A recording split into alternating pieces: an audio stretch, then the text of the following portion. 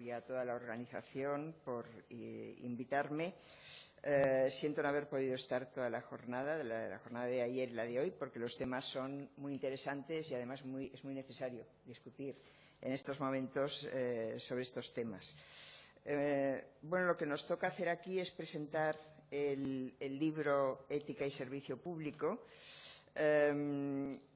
Creo que, bueno, yo me he leído lo que he podido, ¿no?, de este libro, no lo he leído a fondo, he intentado leerme sobre todo la parte que me concernía más, que es la que trata más las cuestiones directamente éticas, no tanto históricas, sino éticas del servicio público. Pero creo, y es lo que quiero decir de entrada, que en general es una excelente idea, una excelente iniciativa el dedicar un volumen tan completo a poner en relación la ética y el servicio público. No es una… dentro de las éticas aplicadas, ¿no?, así como otras ramas de la ética aplicada, como puede ser la bioética, se han desarrollado ya bastante. La de la ética del servicio público apenas ha tenido desarrollo y, por lo tanto, cualquier iniciativa en ese sentido, en el sentido de repensar, reflexionar cómo hay que vincular esos dos conceptos, creo que es absolutamente fundamental. Bueno, yo quería referirme, porque me parece que no conviene que hablemos más de media hora cada uno, ¿no? Quería referirme básicamente a dos grandes cuestiones, ¿no? La primera es ahondar un poco más en esa noción de ética pública, ¿no?, y ver qué significa y, en fin, qué es lo que hay dentro de esa idea. Y luego un tema que he visto muy a lo largo de los capítulos del libro, bastante apuntado y en ocasiones más desarrollado, que es la cuestión del aprendizaje e institucionalización de la ética pública, es decir, cómo se transmiten los valores de una ética pública, quién debe transmitirlos, cómo se institucionalizan, si hay que hacerlo, la diferencia entre ética y derecho. Es decir, ahí creo que hay una serie de cuestiones que, desde mi punto de vista, además son discutibles, ¿no? Es decir, yo no tengo claro, ¿no?, cómo hay que, finalmente, cuál es la solución, y creo que es interesante apuntar a ellas, ¿no?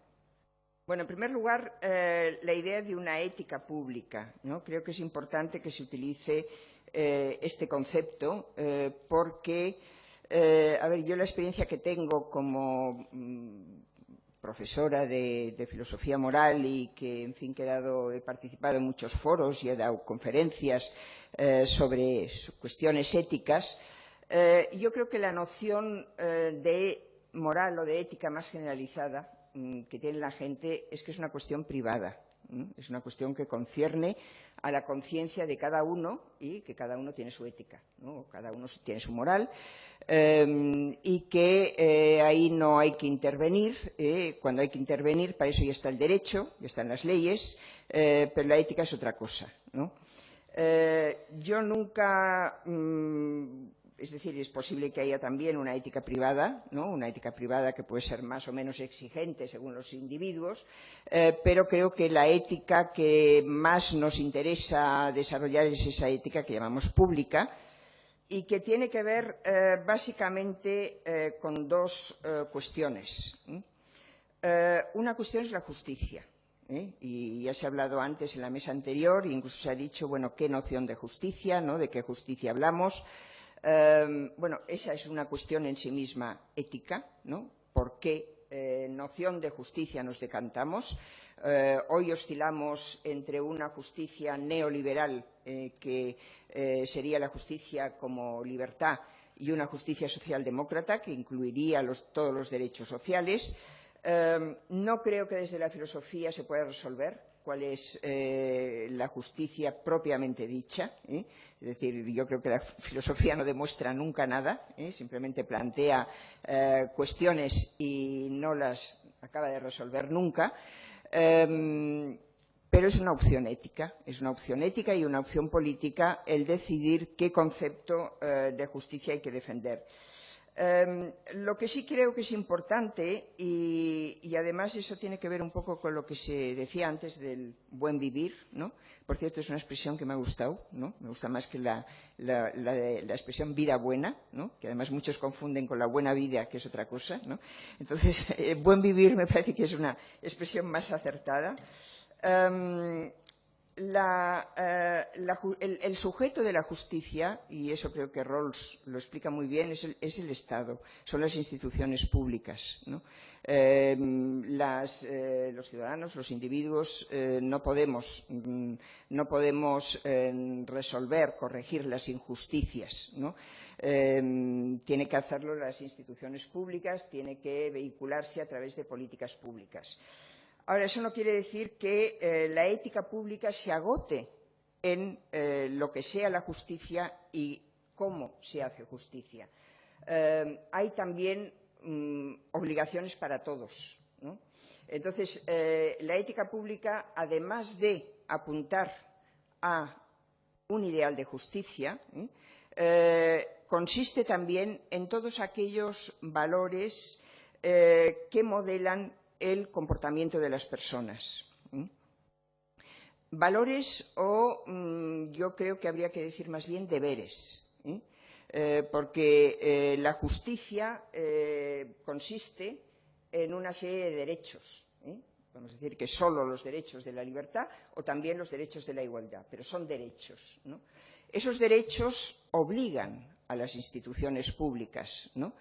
Pero también obligan a los ciudadanos, ¿no? Y ahí creo que es donde está la ética mínima de la ciudadanía, lo que debería ser los mínimos necesarios para construir una ciudadanía en una sociedad que antepone a cualquier otro valor el de la libertad, el de la autonomía de la persona, pero que requiere un mínimo de cooperación ciudadana para que precisamente se pueda hacer justicia. Yo diría que estas son las dos dimensiones fundamentales de la ética pública, ¿no?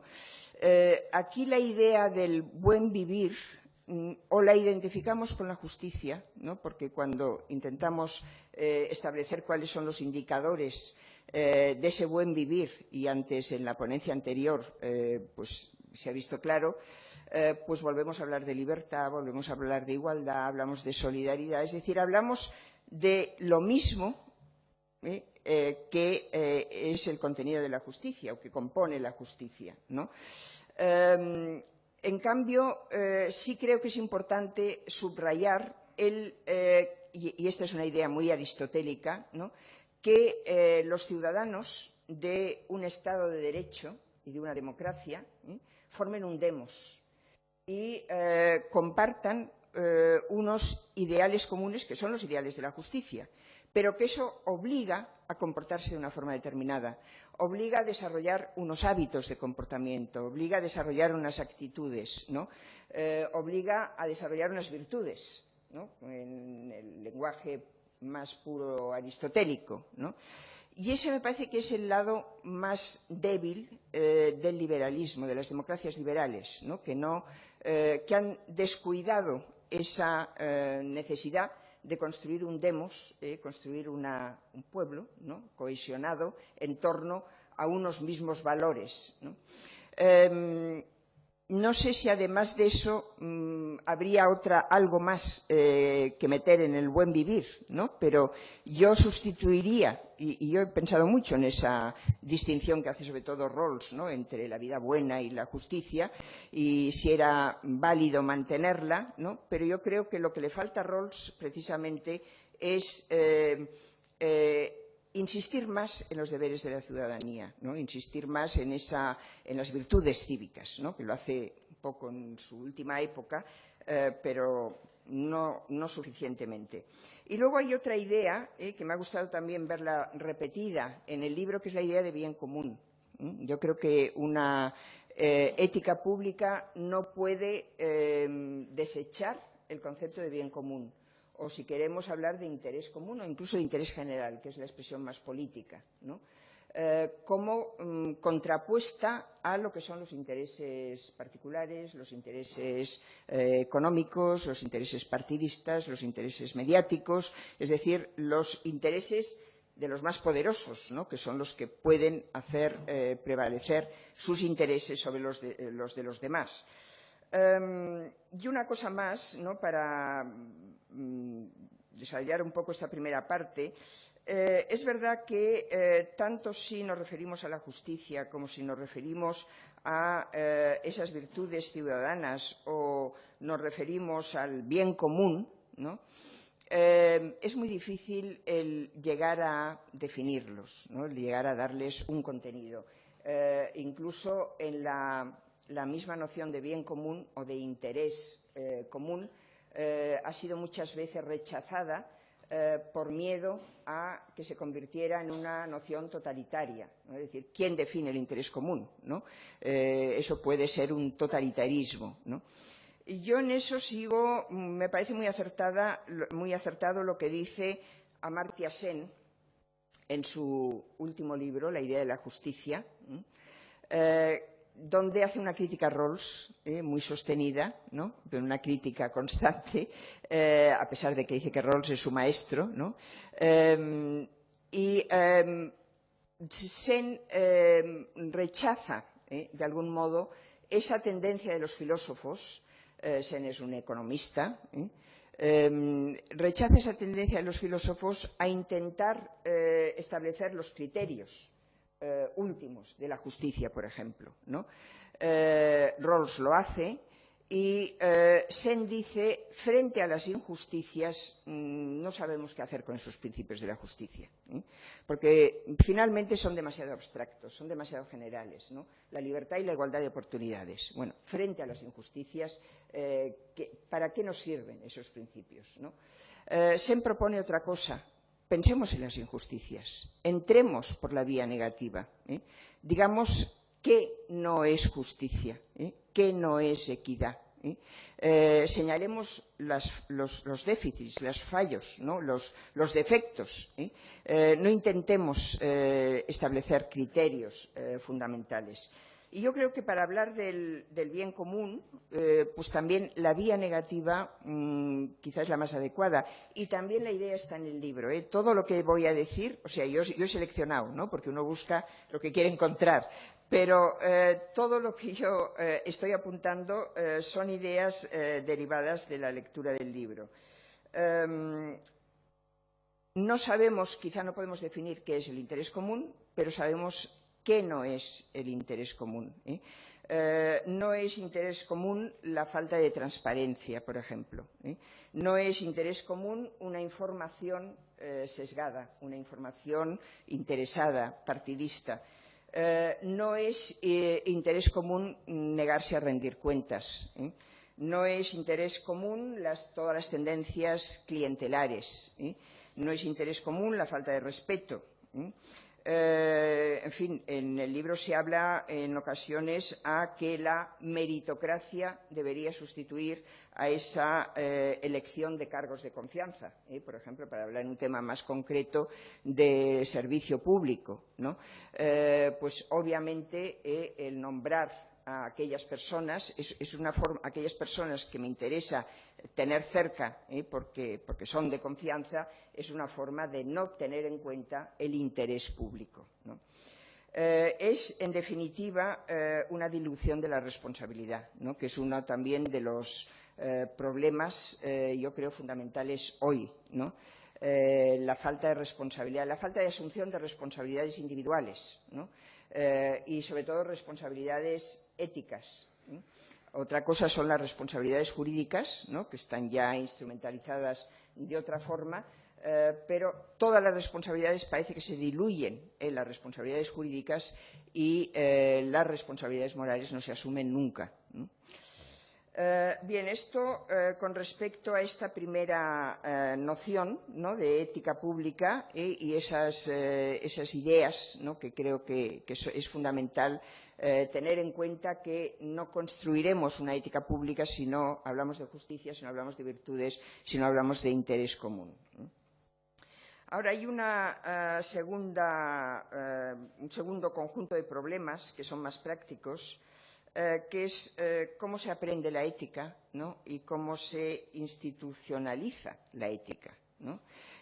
Cómo se convierte eso en algo que la sociedad, de un modo u otro, debe transmitir, ¿no? ¿Cómo se enseña? A ver, la enseñanza de la ética ha sido un problema siempre. O sea, Aristóteles ya lo plantea. Ya antes que Aristóteles, los sofistas y Sócrates, Protágoras, por ejemplo, el diálogo ya discute sobre si es posible enseñar ética, ¿no? Aristóteles lo plantea de una forma más, me parece, más acertada, que es la de decir, bueno, sí se puede enseñar, pero no se enseña de la misma manera que se enseña la geometría, se enseña de otra forma. Porque la ética es una cuestión práctica, es una cuestión que tiene que ver con el ejemplo, con la mímesis y con la imitación. No tiene que ver con una enseñanza puramente teórica, ¿no? Que es en la que se basa la enseñanza de otras disciplinas. Cuando nos planteamos hoy el problema de cómo se enseña ética, lo primero que se nos ocurre es hacer un código ético. Hoy hay una demanda, yo diría, abusiva de códigos éticos, ¿no? Todo el mundo quiere tener su código ético, ¿no? Yo tengo una cierta experiencia ya en códigos éticos y, bueno, la primera de ellas, y solo como anécdota, ¿no? Fue la que me pidió hace ya años, parece que antes de que fuera senadora, el alcalde de Sabadell, porque ocurrió una cosa, que es que a los funcionarios del Ayuntamiento de Sabadell, a muchos de ellos, les tocó el gordo de la lotería. Entonces, el alcalde de Sabadell, que además era un referente de la izquierda, porque era uno de los pocos alcaldes comunistas de Iniciativa per Catalunya que todavía se mantenían y que se mantuvo durante muchos años, pues aquello le produjo una inquietud, ¿no? Lo primero que se le ocurrió es decir que los funcionarios devuelvan el dinero y lo pongan en un fondo público y ya veremos lo que hacemos. Obviamente nadie le hizo caso, ¿no? Aquello no funcionó. Entonces dijo, pues vamos a hacer un código ético para evitar que eso vuelva a ocurrir, ¿no?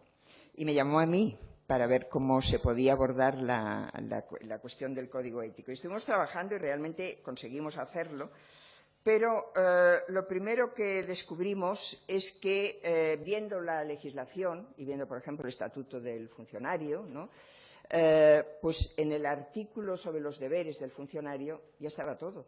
Es decir, no había que establecer más deberes que los que allí ya estaban explícitos, ¿no? Incluso el tema de los regalos era de lo más prolijo, ¿eh? Es decir, ahí estaba casi cuantificado, ¿no? Lo que se podía y lo que no se podía. Incluso creo que había una ley franquista que decía que ni siquiera lotería se podía aceptar, ¿eh? O sea que incluso eso estaba ya de alguna forma codificado. Entonces, el problema de los códigos es que tienen una cierta función en la formación ética, ¿no? Yo diría simplemente para recordar cosas que ya están establecidas, que ya están en la ley, recordar y al mismo tiempo poner en común, ¿no? Que eso es quizá lo más importante. Un código que no se elabora democráticamente, y ahí es donde no funcionó el código que hicimos para el Ayuntamiento de Sabadell, es decir, en cuanto se empezó a discutir, aquello se acabó, ¿no? Pero un código que no se hace conjuntamente para que con todas aquellas personas que se ven afectadas por el código no sirve de nada. Es decir, tiene ese poder, si se consigue, de hacer que un colectivo se ponga a reflexionar sobre una serie de deberes o de obligaciones que, digamos, se ignoran o se han olvidado o no se tienen en cuenta. Y, por otra parte, tiene un aspecto formativo que tiene que ver con esto. Hace poco, ahora mismo en Cataluña, estamos trabajando en un código para los políticos, ¿no? Y la iniciativa fue de Jordi Pujol. Es la fundación de Jordi Pujol que ha llamado a una serie de gente y hay un equipo de personas, ¿no? Y él decía, yo creo que sobre todo es importante un código ético para la formación de los jóvenes de los partidos políticos, ¿no? Porque ese aspecto de formación ética está absolutamente olvidado, ignorado, no se contempla, ¿no? Aunque solo sirva para eso el código, ya es suficiente. Bueno, entonces, es verdad que tiene que, es decir, que la ética se puede transmitir de alguna forma, pero esa formación no es solo teórica, es decir, no basta un código. El código será importante en la medida en que consiga crear una cultura común, ¿no? Una forma de vivir, ¿no? Eso quizás sería el buen vivir, ¿no? El buen vivir profesional, o sea, que cada profesión debe saber cuáles son sus puntos flacos, ¿no? En qué falla, ¿no? Y qué es lo que debe corregir. La otra cuestión es quién debe garantizar la formación moral de las personas, ¿no? Yo creo que esta es también una gran pregunta de las democracias liberales. ¿Quién debe garantizar esa formación, ¿no? Por ejemplo, en el libro hay alguien que en algún momento se pregunta ¿se ha preocupado el Gobierno europeo en fomentar una ética pública? Obviamente no se ha preocupado, ¿no?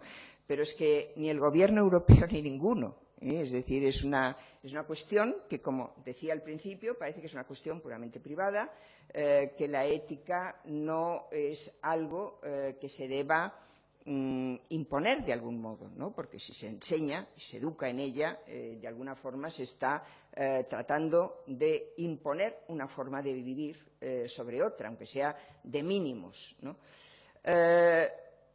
En estos momentos podemos decir que en el terreno de la educación obligatoria esto está empezando a aceptarse, es decir, la educación para la ciudadanía es una forma de garantizar desde el Estado que todos los niños y niñas reciban una educación mínima. Otra cosa es que se haga bien o mal, más bien mal que bien, ¿no? Pero quiero decir que la idea es esa, ¿no? Que la educación para la ciudadanía forma parte de eso que la Constitución dice que es educar, que es la formación de la personalidad humana en los valores fundamentales de la democracia, en los derechos fundamentales, ¿no? Si la educación es eso, el Estado lo tiene que garantizar, ¿no? Pero, aparte de garantizarlo en la educación reglada, lo que sí nos podemos preguntar es si no se debe garantizar también, más allá de la educación reglada, de otra forma. Y aquí hay una idea que aparece en el libro, que es si no habría que introducir la ética pública en la legislación, como forma de institucionalizar la ética pública. Yo recuerdo hace un par de años que tuve una comparecencia en el Congreso de los Diputados porque estaba discutiendo el Estatuto del Periodista, ¿no? Y el Estatuto del Periodista, que no se llegó a legislar ni se llegó a aceptar, incluía un código ético del periodista, ¿no? Esa sería una forma, si los juristas están de acuerdo con lo que digo, que no lo sé, pero creo que esa sería una forma de introducir la ética pública en la legislación, ¿no? Es decir, recoger en normas jurídicas los parámetros éticos de los servidores públicos, en este caso. Yo no estoy demasiado de acuerdo con esta idea. Es decir, me parece que la ética es una cosa y la legislación es otra, y que intentar, o sea, yo entiendo que en la mentalidad jurídica tiene una especie de rechazo de la ética, en el sentido de decir, bueno, la ética no puede coaccionar. La ética, en realidad, es un himno al sol, ¿no? Es una declaración de intenciones, pero finalmente lo que funciona es la ley, ¿no? Si no se convierte en derecho positivo lo que queremos que la gente haga, no se consigue nada. Pero yo creo que la ética ocupa un espacio que no puede ser sustituido por la ley, y a ver si consigo explicar cuál es ese espacio, ¿no? Ese espacio tiene que ver tanto con la razón como con la emoción, ¿no? Y voy a poner el ejemplo de los corruptos, ¿no? El tema de la corrupción es un tema que además creo que se ha tratado aquí y es un tema, en fin, ejemplar para muchas de las cosas que estamos tratando cuando hablamos de ética, ¿no? El corrupto, en muchos casos, es incluso un delincuente. Es decir, lo que hace es ilegal y además es inmoral, ¿no? ¿Por qué es corrupto? Porque no siente vergüenza de ser corrupto. Es decir, no le avergüenza, es un desvergonzado, ¿no? No le avergüenza ser corrupto y entonces si pasa, pasa, ¿no? Bueno, ese sentimiento de vergüenza, eso tiene que ver con la formación de la personalidad moral, ¿no? El sentir vergüenza de aquello que está mal, ¿no? Eso está muy ligado a esa idea de virtud aristotélica, ¿no? Que Aristóteles decía las virtudes forman parte del alma sensitiva, no del alma intelectual. Las intelectuales son solo dos, las otras forman parte del alma sensitiva, forman parte de la manera de ser de la persona. Ahí está también el valor de los indignados, ¿no? Los indignados están expresando una emoción que viene dada porque no toleran que ocurran ciertas cosas, ¿no?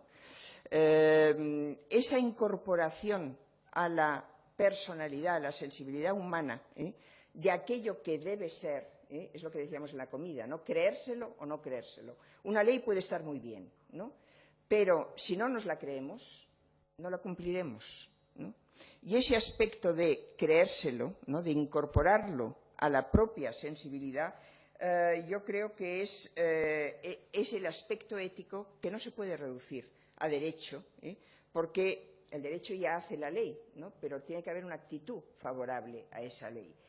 Entonces, es como establecer, eso es una cita de uno de los autores del libro, un sistema de control dirigido al interior del individuo, ¿no? Es un sistema de control que no es externo, como el de la ley, sino que es el individuo el que debería autocontrolarse, ¿no? Y el que debería haber interiorizado, ¿no? Eso que todos, en teoría, decimos que debe ser e incluso las leyes lo sancionan, ¿no?